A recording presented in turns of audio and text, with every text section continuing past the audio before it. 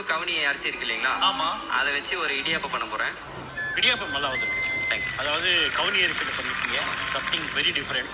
கருப்பு கவுனி அரிசியில தாங்க நம்ம இடியாப்பம் பண்ண போறோம். இப்ப வடச்சட்டில நம்ம வறுத்துக்கலாங்க. கருப்பு கவுனி அரிசியை வறுத்துக்கலாங்க. நம்ம கிட்ட கருப்பு கவுனி அரிசி, மாப்பிள சம்பா அரிசி எல்லாமே ஆர்கானிக் முறையில் தயாரிக்கப்பட்டது எல்லாமே இருக்குது. கீழே கொடுக்குற நம்பருக்கு கான்டாக்ட் பண்ணிக்கோங்க. அரிசி நல்லா மணம் வந்துருச்சுங்க. தண்ணி ஊத்தாம நல்லா நைஸா அரைச்சு எடுத்துக்கோங்க.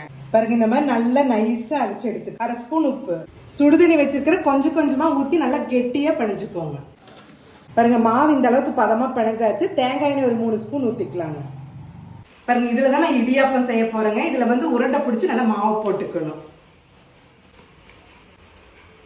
இது ஃபில் பண்ணிட்டோமுங்களா? இதுல பாருங்க, நான் எல்லாம் தேங்காய் எண்ணெய் தடவி வச்சிருக்கிறேன்.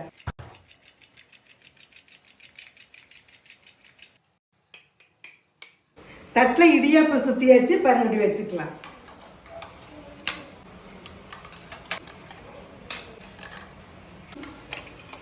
குக்கர்ல நல்லா தண்ணி கொதிச்சிருச்சுங்க. நல்லா இடியாப்பத்தை வச்சு 8 நிமிஷம் வெந்தா போதும்.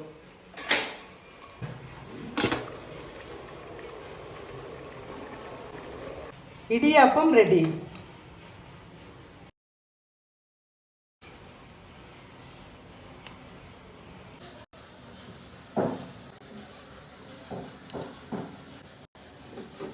கருப்பு கவுனி இடியாப்பம் ரெடி. மேலால தேங்காய் துருவலை போட்டுக்கலாம்.